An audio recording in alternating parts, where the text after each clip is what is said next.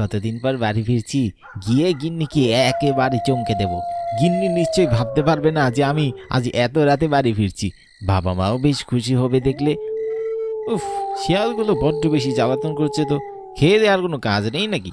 সারাদিন দল বেঁধে শুধু হুক্কা হুয়া আর হুক্কা হুয়া। রাত তো ঢের হলো, এখনো সকলে জেগে বসে আছে নাকি ঘুমিয়ে পড়েছে কে জানে।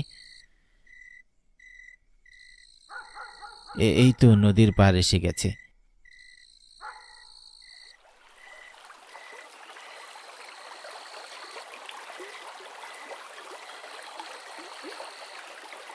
এখন শুধু নদীটা পেরোলেই বাড়ি। কি যে আনন্দ হচ্ছে! আহা, কতদিন মায়ের হাতের ভাপা পিঠা খাই না। এবার মাকে বলবো বেশ জমিয়ে নারকেল কোড়া আর গুড় দিয়ে ভাপা পিঠা বানাতে। গিন্নির হাতের দুধ পুলিটা অসাধারণ হয়, ওটাও বানাতে বলবো। কিন্তু পুরো নদী ফাঁকা কেন?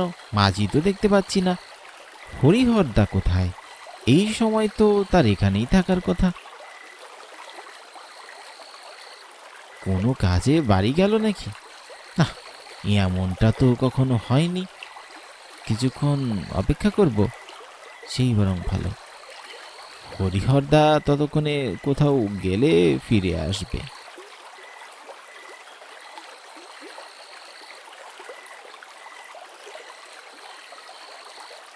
আরে ওই তো হরিহরদা এদিকেই আসছে মনে হচ্ছে। ভালোই হলো, আর বেশি সময় এখানে অপেক্ষা করতে হবে না। ও হরিহরদা, এদিকে এসো বলছি, শুনতে পাচ্ছ? ও হরিহরদা, এসো ভাই, এদিকে এসো।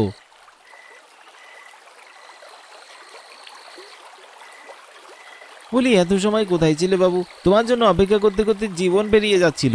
কতদিন হয়ে গেল বাড়ি ফিরি না। তা এখন ছেড়ে কোথায় যাচ্ছিলে? একটু পেচ্ছাপ করতে গেছিলাম বাবু, উঠে পড়ো, তোমার জন্যই এসেছি। তোমাকে ওপারে নিয়ে যাবো বলে। তা ভালোই করেছো, চলো চলো শিগগিরই চলো, আমার তার তস হয়েছে না।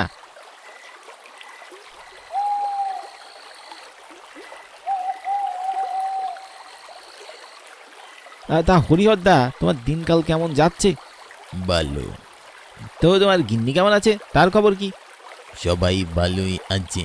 আর তুমি গরমের মধ্যে এত লম্বা চাদর গায়ে টেনে আছো কেন? জটর এসেছে নাকি?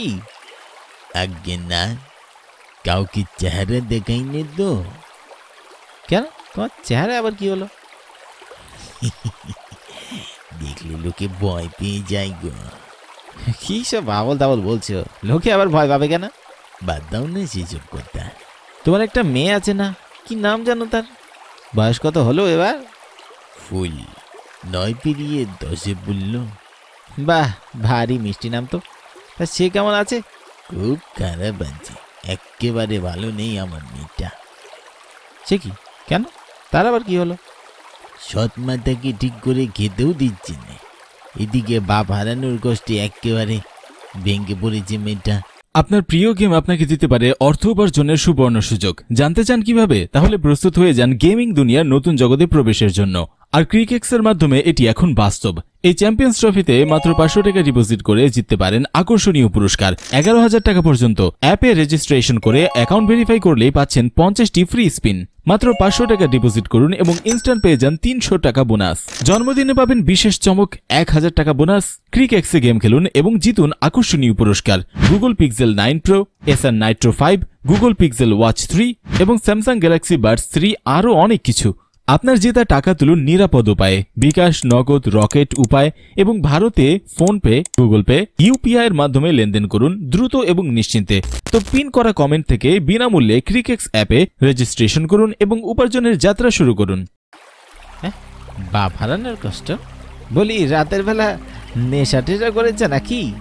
আগে আমি নেশা করিনি, একদম সত্যি বলছি। তবে বাপ হারানোর কষ্ট বললে কেন? তুমি কি মরে টরে গেছো নাকি? হ্যাঁ, 3 দিন হলো। তা ভালো রসিকতা করতে পারো তুমি, কিন্তু তুমি হরিদা, তার মানে তুমি কি এখন ভূত হয়ে গেছো? হ্যাঁ, ভূত হয়ে নৌকা চালাচ্ছ? একদম ঠিক ধরেছ।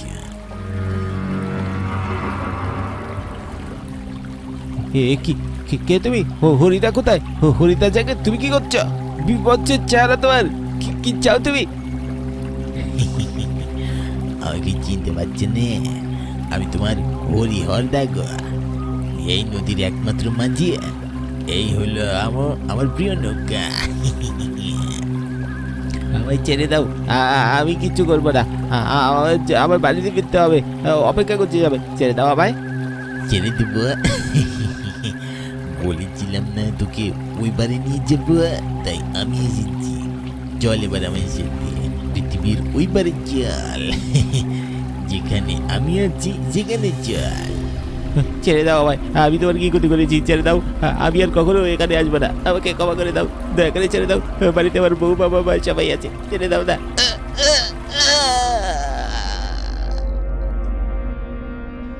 বলি তুই কি খেতে পাস নে? শরীরে একদম জোর নেই কেন? অত আস্তে আস্তে কাজ করলে কাজ ফুরোবে কেমন করে?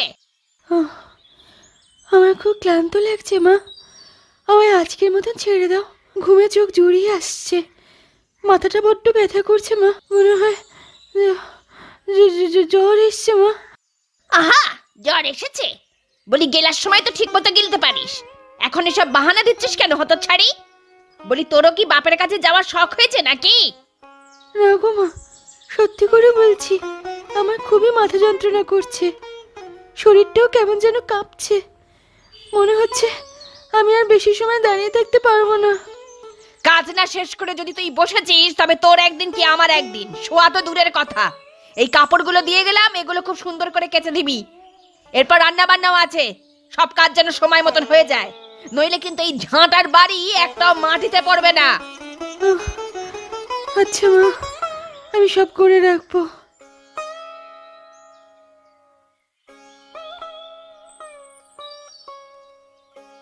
কিরে মা, এতদিন পর দেখলাম তোকে, কি খবর তোর? ভালো আছি কাকিমা।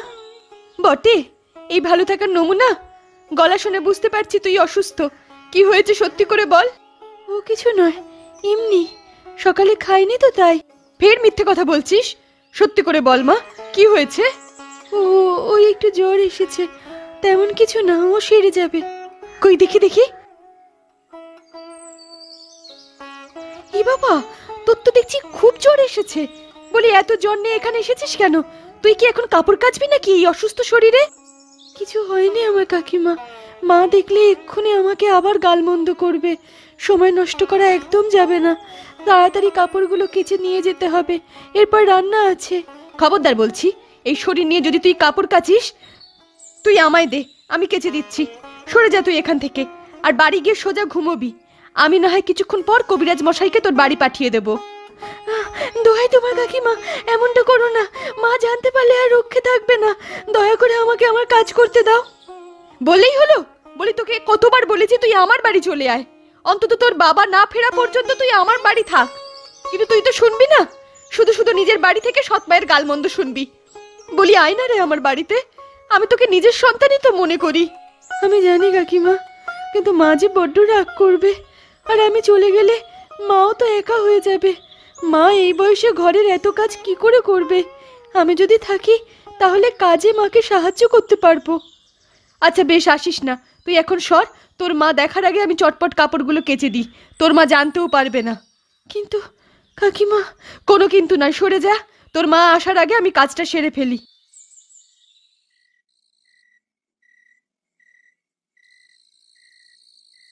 সে কি, জ্বর এলো কেমন করে?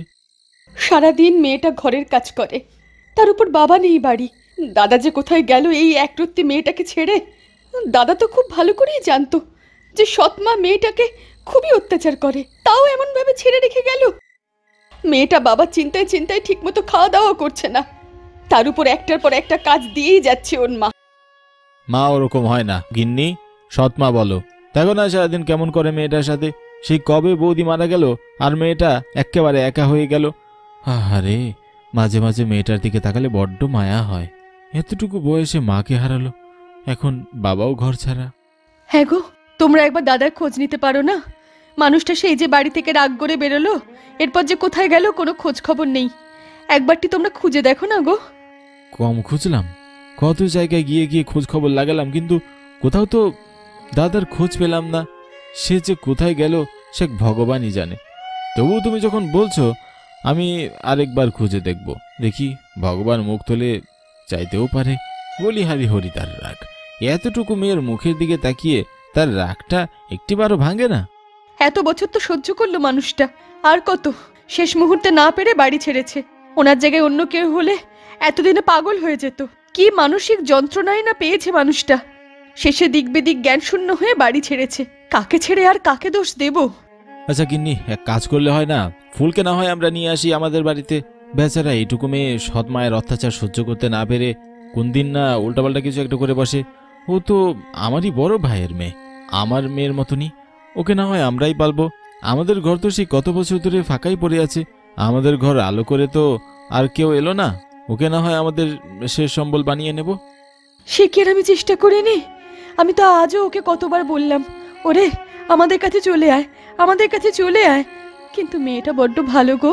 মায়ের এত অত্যাচার সহ্য করেও তাকে ছেড়ে আসার কথা একবারও মুখ ফুটে বলে না। সারাদিন ঘরের কাজ করে মুখ বুজে। এবার দাদা যদি ফিরে আসে তবে আমি সত্যি সত্যি কথাটা বলবো। ফুলকে যেন আমাদের দিয়ে দেয়। শুধু শুধু নিজেদের কাছে রেখে মেয়েটাকে কষ্ট দিচ্ছে। তুমি একটু চোখে চোখে রেখো, বুঝলে? সৎ মা এমনিতেই দুই চোখে দেখতে পারে না। আমি ভয় পাচ্ছি আবার মেয়েটাকে কিছু যেন করে না বসে। আচ্ছা বেশ, অনেক রাত হয়েছে, তুমি এবার ঘুমিয়ে পড়ো। কাল একবার দাদাকে খুঁজতে বেরিও, কেমন? আচ্ছা বেশ, না হয় যাও, ঘুমিয়ে পড়ো। কি হলো, এত আস্তে আস্তে হাঁটছো কেন? একেই দেরি হয়ে গেছে, এত আস্তে আস্তে হাঁটলে আরো দেরি হয়ে যাবে। তখন থেকে হাঁটছি কিন্তু পথই শেষ হচ্ছে না। পা দুটো ব্যথায় টনটন করছে, ভীষণ ভয়ও করছে। চারপাশে বারবার শিয়াল ডাকছে। শোনো গিন্নি, যা করবার আজ রাতের মধ্যেই করতে হবে। দিদি স্পষ্ট করে বলে দিয়েছে আজ রাতের মধ্যে কাজটা শেষ করতে হবে। আমি তো ভেবেই পাচ্ছি না এত কিছু কি দিয়ে করব। এখন থেকে অত আকাশ কুসুম না ভেবে শিগগিরই চলো। যত তাড়াতাড়ি পৌঁছতে পারবে তত তাড়াতাড়ি কাজ শেষ করতে পারবে।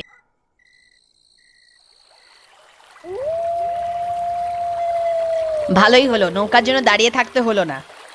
এই মাঝি ভাই, উঠে আসুন।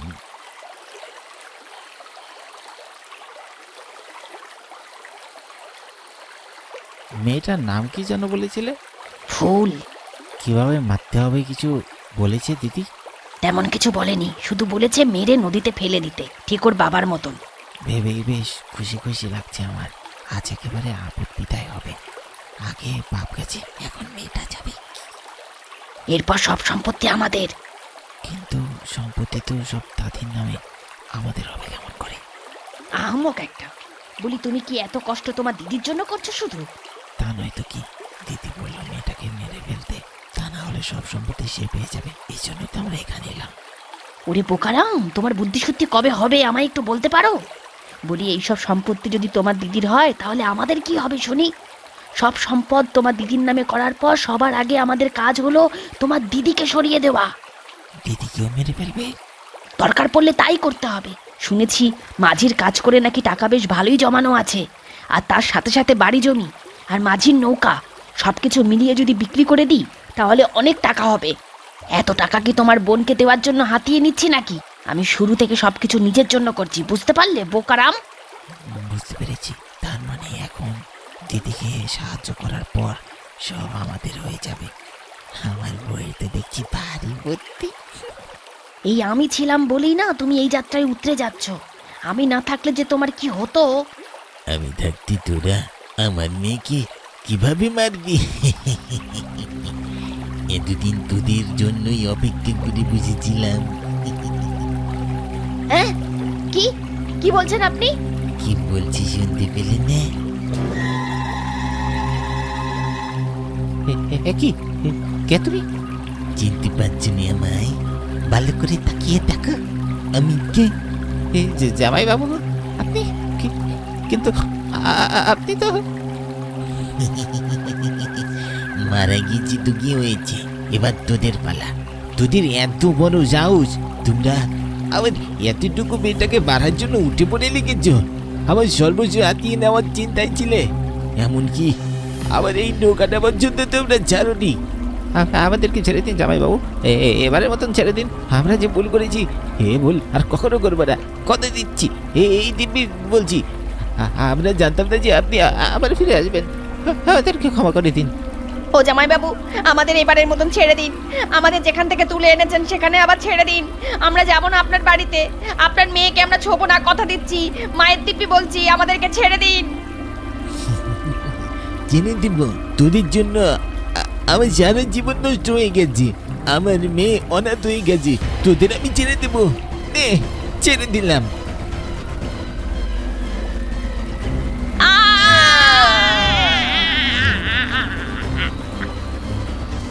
দিদি, ওই দিদি, একবার শুনে যাও, বাইরে এসে দেখো আমি এসেছি।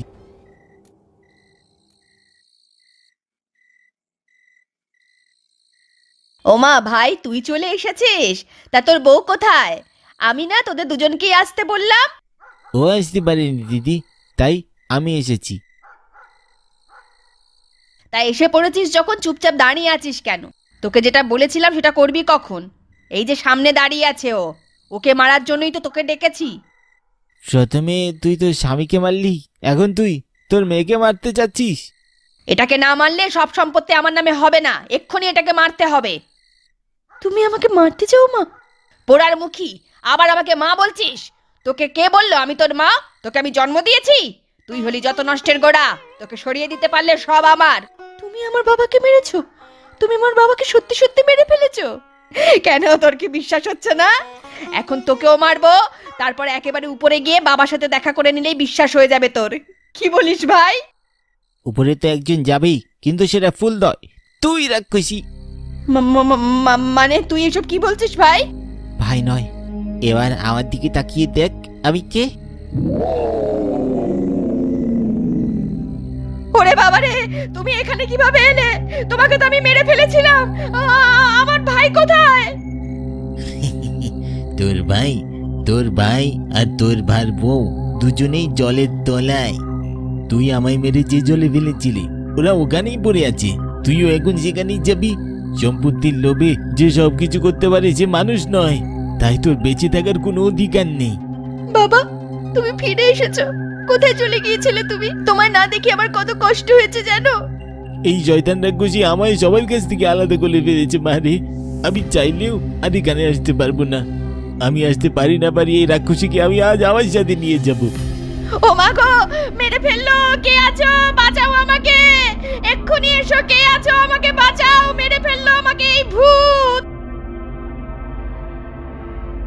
ফুল, কি হয়েছে রে মা? তোরা এভাবে চিৎকার চেঁচামেচি করছিস কেন? কি হলো, এত চিৎকার করছো কেন তোমরা? কি হয়েছে এত রাতে? বাবা আবার ফেরত এসেছে কাকিমা। জানো, বাবাকে না এই সৎমা মেরে ফেলেছিল, আজ আমাকে মারার ধান্দা করছিল। কি? ও, তুমি ফিরে এসেছো? কি হচ্ছে আমি সব কিছুই বুঝতে পারছি না। সেদিন ঘরে অশান্তি হবার পর আমি বাড়ি ছেড়ে বেরিয়ে গিয়েছিলাম। আমি আমার প্রিয় নৌকায় গিয়ে বসেছিলাম, তখন সেখানে এই শয়তান মহিলা আর তার ভাই এসেছিল রাতের আধারে। দুজন মিলে আমাকে সেখানে মেরে ফেলে, তারপর আমার পেটের মধ্যে পাথর বেঁধে নদীতে ফেলে দেয়। ও শুধুমাত্র আমার টাকা পয়সা সম্পত্তির জন্য এইসব করেছে।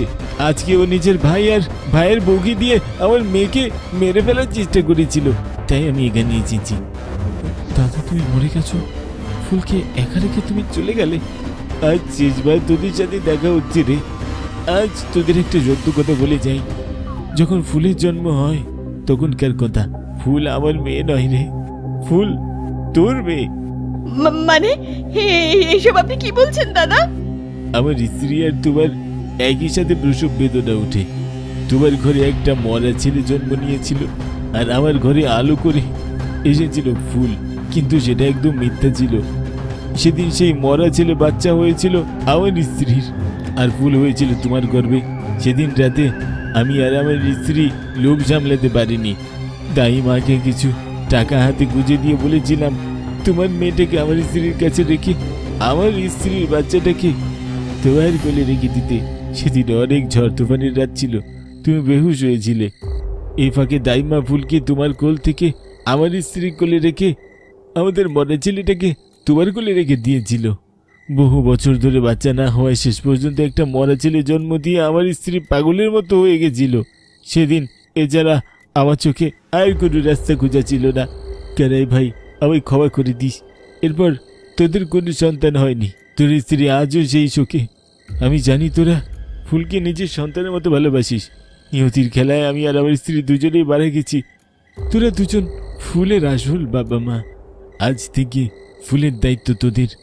আমি এই শয়তান রাক্ষসীকে নিয়ে চললাম। আমার জায়গা সম্পত্তি সবকিছু আমি ফুলের নামে দিয়ে গেলাম। তোরা ভালো থাকিস, আমার ছোট্ট মেয়েটাকে ভালো রাখিস ভাই। আমাকে নিয়ে গেল গো,